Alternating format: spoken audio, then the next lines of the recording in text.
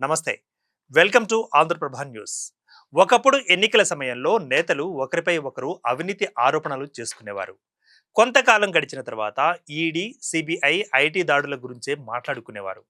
ఇప్పుడు కొత్త ట్రెండ్ షురు అయింది. చేతబడి చేస్తున్నారు అంటూ. ఎస్, అవును. ఇటీవల రాజకీయ వేదికలపై వినిపిస్తున్న తాజా పదం ఇది. ఏంటంటే చేతబడి అంటూ. మాజీ మంత్రి హరీష్ రావుపై కొందరు కాంగ్రెస్ నాయకులు చేతబడి చేస్తున్నారంటూ ఆరోపణలు చేస్తున్నారు. దానికి బీఆర్ఎస్ నేతలు కూడా అదే స్థాయిలో కౌంటర్లు ఇస్తున్నారులేండి. ఇక సోషల్ మీడియాలో అయితే బడ్జెట్ కంటే చేతబడికే ఎక్కువ డిమాండ్ క్రియేట్ అయింది. మేనిఫెస్టో కంటే మంత్రాలకే ఎక్కువ పవర్ వచ్చింది అంటూ మీమ్స్ను వెలువరిస్తున్నారు. కానీ ఇంతకీ చేతబడి అంటే ఏంటి?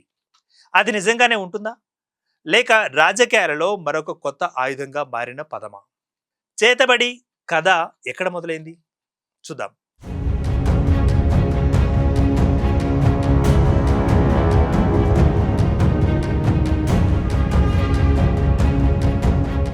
మన దేశంలో వందల ఏళ్లుగా చేతబడి, బాణామతి, క్షుద్ర పూజలు, మంత్రతంత్రాల గురించి కథలు వినిపిస్తూనే ఉన్నాయి. గ్రామాలలో అయితే పంట పాడైతే, ఎద్దు చనిపోతే, ఎవరైనా అకస్మాత్తుగా అనారోగ్యం పాలైతే ఎవరో చేతబడి చేశారు అనే మాటలు సాధారణంగా వింటూ ఉంటాం. కొన్ని ప్రాంతాల్లో అయితే నిమ్మకాయలు, కోడిగుడ్లు, బొమ్మలు, నల్లదారాలు ఇవి కనిపిస్తే చాలా మంది భయపడుతూ ఉంటారు. కానీ శాస్త్రం ఏమంటోంది? ఇక్కడే అసలైన ట్విస్ట్ ఉంది. ఇప్పటి వరకు ప్రపంచంలో ఏ శాస్త్రీయ పరిశోధన కూడా చేతబడి వల్ల నిజంగానే ఒక వ్యక్తికి హాని జరుగుతుందని నిరూపించబడలేదు. భయం, మానసిక ఒత్తిడి, మూఢనమ్మకాలు, యాదృచ్ఛిక సంఘటనలు ఇవే చాలా సందర్భాలలో చేతబడి కథలకు కారణమని శాస్త్రవేత్తలు చెబుతున్నమాట. ఒక వ్యక్తి నాకు చేతబడి చేశారు అని బలంగా నమ్మితే ఆ భయమే అతని ఆరోగ్యంపై ప్రభావం చూపే అవకాశం ఉంటుందని మానసిక నిపుణులు చెబుతున్నమాట. ఇక రాజకీయాల్లో చేతబడి ఎంట్రీ. అసలు రాజకీయాల్లో చేతబడి ఎందుకు వచ్చింది? ఇది కూడా ఆసక్తికరమైన అంశమే. ఒకప్పుడు వాళ్ళు ప్రజలను మోసం చేస్తున్నారు అనేవారు. తర్వాత వాళ్ళు రాజ్యాంగాన్ని కాపాడడం లేదు అని అన్నారు. ఇక ఇప్పుడు వాళ్ళు చేతబడి చేస్తున్నారు అంటూ కొత్త పదాన్ని తీసుకొచ్చారు.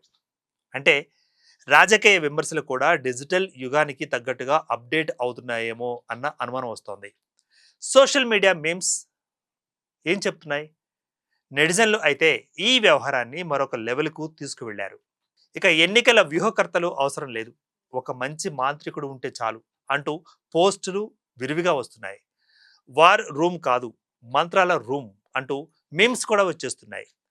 ఓటర్లను ఒప్పించడం కష్టం, దెయ్యాలను ఒప్పించడం చాలా ఈజీ అంటూ కూడా సెటైర్లు వినిపిస్తున్నాయి.